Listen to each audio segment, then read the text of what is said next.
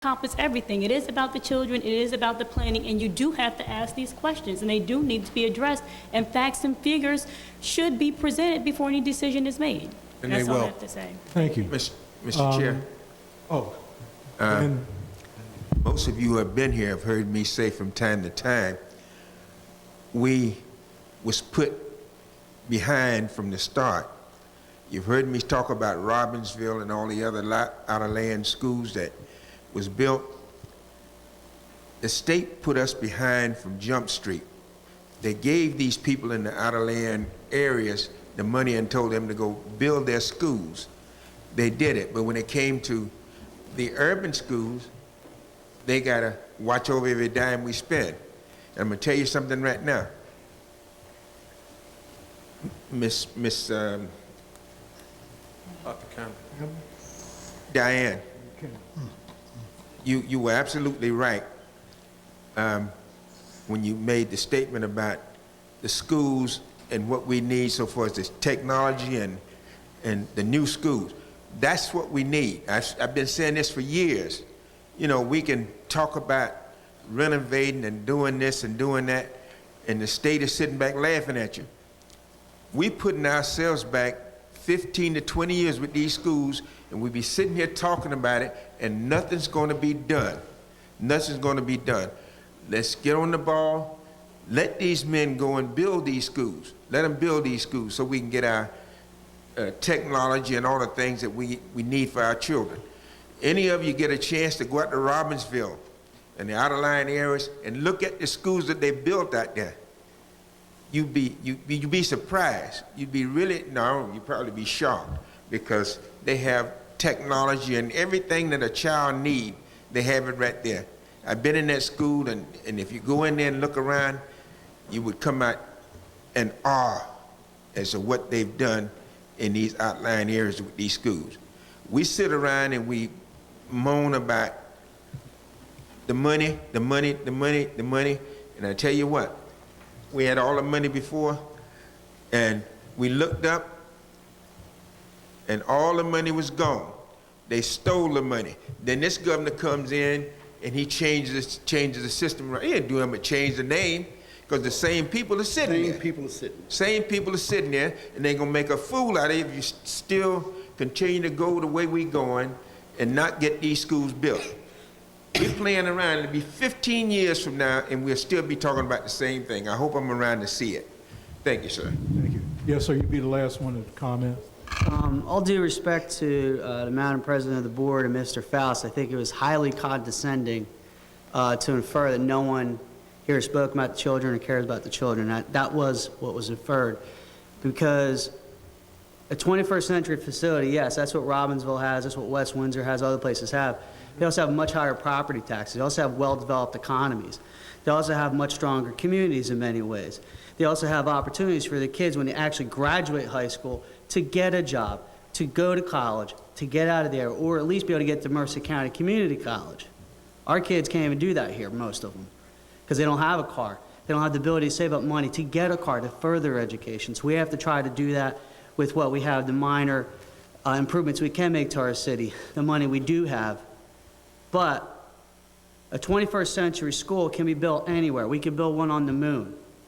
We can build that incorporating some of the building that we have right now located on Chambers Street. What we're teaching our children by demolishing this building, completely throwing it away, hauling it, putting it in the landfills in central Pennsylvania, is telling them that our society just starts anew. You got out of something, you're done with it, just throw it out.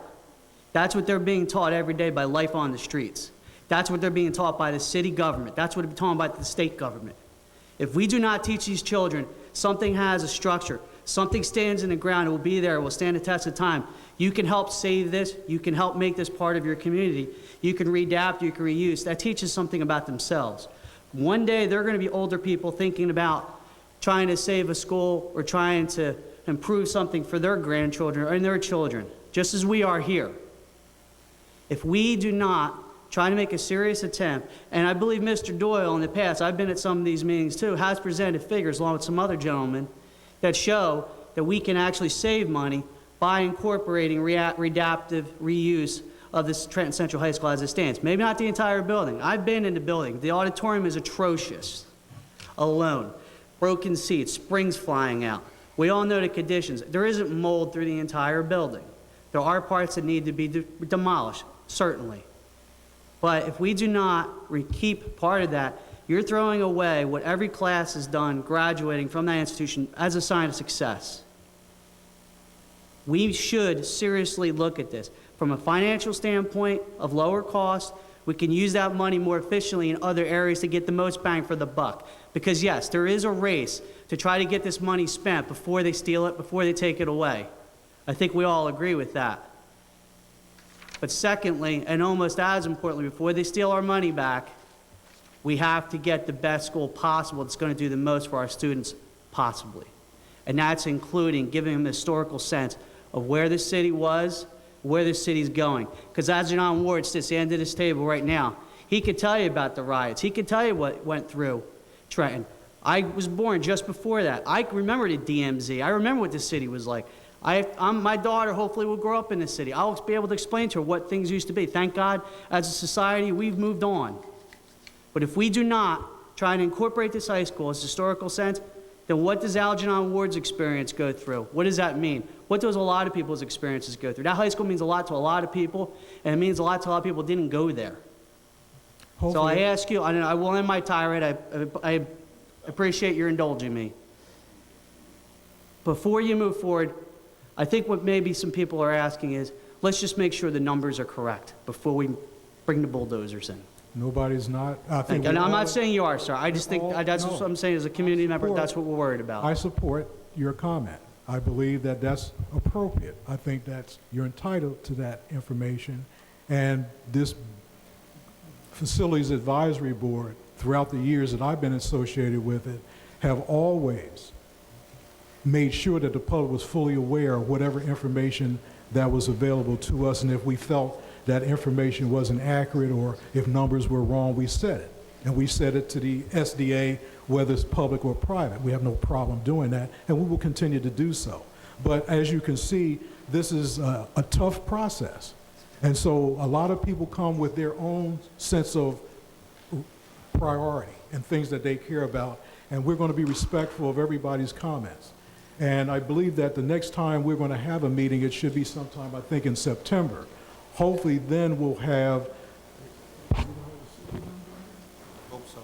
we're hoping to have the study done. And then we can have a discussion with the SDA about the information and stay on the same page so that we can make the best decision that we can as a community. I appreciate everybody for coming out this evening, and I look to see you in September. Thank you. Dwayne, the current capacity of the high school, what is the current capacity of it? We don't have that data with us. The second question is, there's a group of volunteers that have a lot of experience and professionals that would like to have an opportunity to review the various plans and numbers prior to the district making a final decision. Would that be acceptable? That's this organization. We present all the information that's been authorized by the district, that it should come through the Facilities Advisory Committee that advises the board about what action it wants to take. So this I would board assume will get all of that information prior to the district making any decisions about these buildings? Yeah. Great. We'll share that information with you. Thank you. Thank you.